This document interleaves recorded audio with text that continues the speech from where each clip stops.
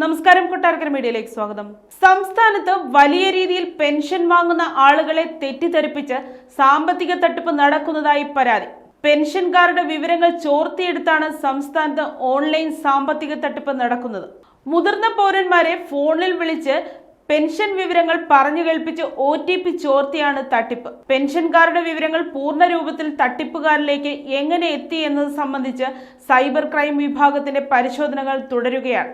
കേന്ദ്ര പെൻഷന് ആവശ്യമായി വരുന്ന ജീവൻ പ്രമാൺ പത്രയുടെ പേരിലാണ് തട്ടിപ്പ്. ഇത്തരത്തിൽ പണം നഷ്ടപ്പെട്ടവരുടെ ഒട്ടേറെ പരാതികളാണ് സൈബർ ക്രൈം വിഭാഗത്തിന് ലഭിക്കുന്നത്. വിവിധ ഓൺലൈൻ തട്ടിപ്പുകളുമായി ബന്ധപ്പെട്ട പരാതികളുമായി സംസ്ഥാനത്ത് ദിവസം 2000 മുതൽ 2500 വരെ ഫോൺ കോളുകൾ എത്തുന്നുണ്ടെന്ന് സൈബർ ഓപ്പറേഷൻസ് വിഭാഗം അറിയിച്ചു. ഇതിൽ 125ഓളം കോളെങ്കിലും കേസായി രജിസ്റ്റർ ചെയ്യപ്പെടുന്നുണ്ട്. പരാതികളിൽ 90% 1 ലക്ഷം രൂപയിൽ താഴെ പണം നഷ്ടപ്പെട്ടവയാണ്. പ്രതിദിനം 1 കോടിക്കും 1.25 കോടിക്കും ഇടയിലുള്ള തുക ഓൺലൈൻ തട്ടിപ്പുകളിലൂടെ നഷ്ടമാകുന്നുണ്ടെന്നാണ് കണക്ക്.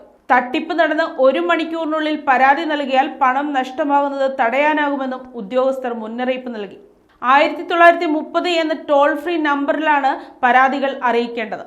പെൻഷൻകാരുടെ നിയമന തീയതി, വിരമിക്കൽ തീയതി, pension payment order number, Aadhaar number, സ്ഥിരം മേൽവിലാസം, ഇമെയിൽ വിലാസം, വിരമിക്കുമ്പോൾ ലഭിച്ച തുക, പ്രതിമാസ പെൻഷൻ തുക, നോമിനി തുടങ്ങിയ വിവരങ്ങൾ കൈവശപ്പെടുത്തുന്നതാണ് തട്ടിപ്പിന്റെ ആദ്യഘട്ടം. പിന്നീട് പെൻഷൻ ഡയറക്ടറേറ്റിൽ നിന്നാണെന്ന് വ്യാജേന പെൻഷൻകാരെ വിളിക്കും. തട്ടിപ്പുകാർ നേരത്തെ തരപ്പെടുത്തിയ വിവരങ്ങൾ പറഞ്ഞ ശേഷം ഇത് ഉറപ്പാക്കുന്നതിനായി OTP പറഞ്ഞു കൊടുക്കാൻ നിർദ്ദേശിക്കുകയും ചെയ്യും.